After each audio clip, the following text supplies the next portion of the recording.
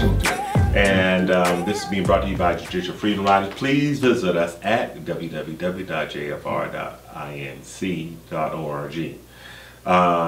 And also please subscribe to this video. And we appreciate the time that you take to watch this video as we bring you more videos concerning the community here in North Charleston as well as the United States in general. The title of this video is "Being pro-black does not mean I'm anti-white." In the city of North Charleston, and maybe typical in other cities such as Ferguson, we have 49%, 50% black. In Ferguson, I think it's 69 or 70% black.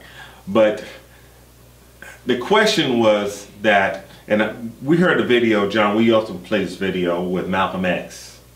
That he's being interviewed, and then the other guy said that, are you pro, are you anti-white? No, I'm not anti-white. I could be pro-black without being anti-white.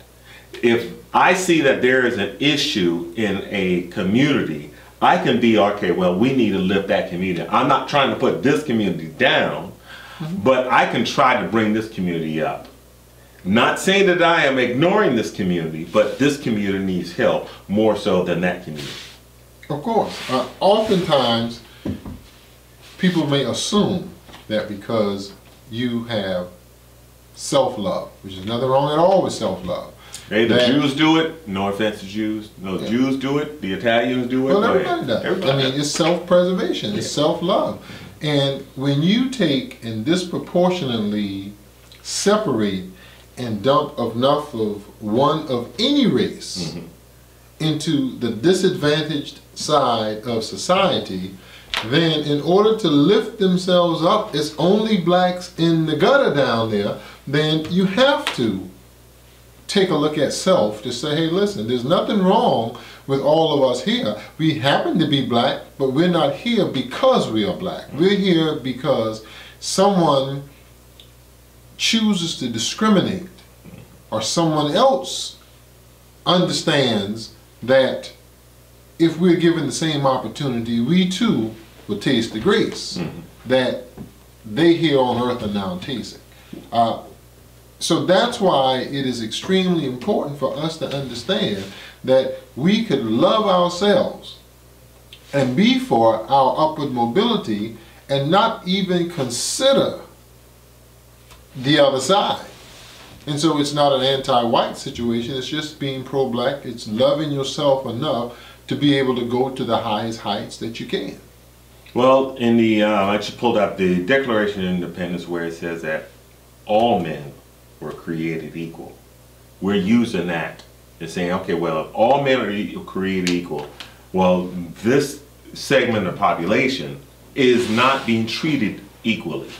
If they were being treated equally, there would be the equal percentage of unemployment would be the same as in this demographic. But when you have a higher amount of unemployment, you're going to have a higher amount of crime, you're going to have a higher amount of problems in that particular, or a higher amount of dependency in that particular community. So John and I being pro-black, what we want to do was to elevate that particular part of the community to just parity, which some people don't like that word, parity, but just parity. Just, okay, well, we need to bring this area up so that there could be some type of more equal distribution. More equal distribution, right? Yeah, when we take a look at the contribution that blacks have had throughout the world, and throughout history, in terms of their contribution to mankind, to society, we understand clearly that there is no lack of intelligence, there's no lack of capability athletically, there's no lack of capability in any area. However, here in America, it seems that when it comes to capitalism, that we have not excelled as a group. Individual, there's been extremely good opportunity for some, and they've taken well advantage of it.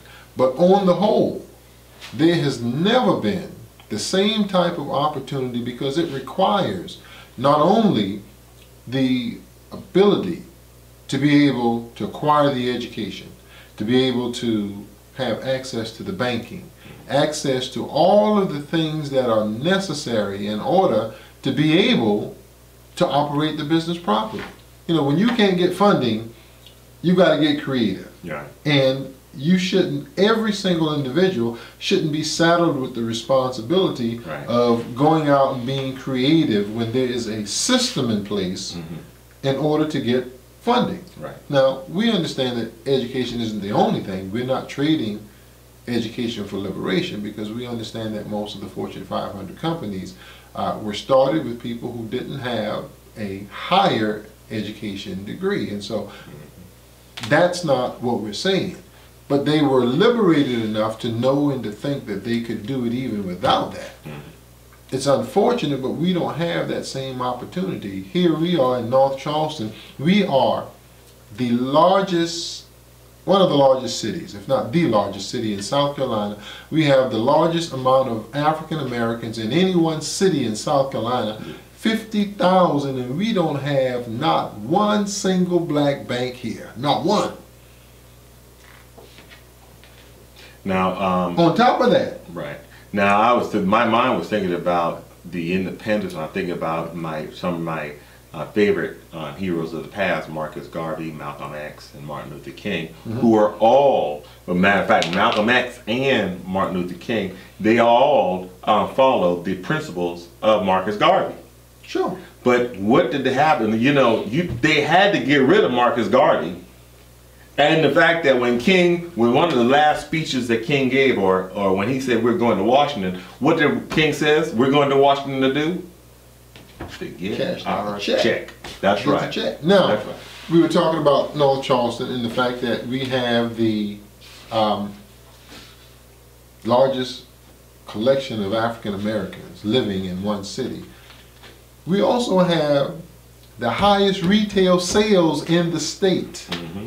In 2005, we did $5 billion in sales. Right. Last year, we did over $6.5 billion in retail sales in North Charleston, and we don't have one black bank to put money in. Right. Every Sunday, we have on Monday morning churches rushing to the banks to make deposits, and we don't have one black bank that we can put money into, and then we have to go and beg them for a loan and get a higher tax rate. Well, John, served up a racial surtax. Right. I mean, John, this goes to another point, is that what you're talking about the retail sales is that when you, by being pro-black, today when we went to go to Eddie's store sells apparel. Apparel, right. And he have some really nice stuff in there. Oh yeah, he's got fine. And so instead of me going to a chain Men's Warehouse or whatever downtown, well, my next suit that I buy, it's going to be over Dorchester Road. Yeah, sure it is. And this is my first time in there. But why is that? Especially when we had blacks. Our retail dollars is in a trillion. $1 trillion. We've got Eddie, we've got Blunt, we've got a lot of places that we can go and get apparel, but oftentimes we don't know about establishments, and we need to circulate money back into our community. Such as they did in Tulsa, and such as they did in the early 20th century. Sure. Yeah, sure enough. But we wanted to point out the fact that though we are pro-black, we're not anti-white, and we don't think that perpetuating racism is a good thing. We're not racist. We're just pro-black, and we want to lift up all people, that all men are created equal and treated fairly. That's not happening. If it was happening, John and I would not be where we're at right now. That's right. Let's take a look. For instance, take the white mother with a white child and a black child. Simply because she loves her black child doesn't mean that she is anti-white. Simply because she loves her white child doesn't mean she's anti-black. She wants fairness for both of her children. Right. And The only way to do that is to teach both of them that it's not about the color. You have to love yourself inside first. Right. And so that's all we're saying, is that as blacks, we need to love ourselves first, and then you can expect for yourself the very same thing that everybody else wants: opportunity. You know what, John? That brings to another point that I heard about when others see that you respect yourself, they respect you. Okay. And it's true. Yeah, they respect you. It's true. When they say that, hey, look here, he respects himself, I am not going to try to disrespect him. And let me tell you something. Every time that we pull that lever in that voting booth for somebody else, particularly Mayor Summy, we are being disrespected. He disrespects us every year. He disrespects us, how his policies, how the finance, the spending on the tax dollars. He disrespects us. Are you tired of being disrespected? I know I am. So that's why I'm pro-black. I'm not anti-white. I just want to help. I just want all people to be treated fairly. November 3rd, respect yourself. Respect. Oh man, that's a good one. Respect yourself. That's right. We're gonna have to do a video on that one too. Hey, we appreciate you watching this video. Please subscribe to this channel, and please like it and open up the discussion. You can hit me up on Facebook, Ramon Roan, and create a discussion. And because I always like to talk about these issues here. This has been another edition of The Naked Truth.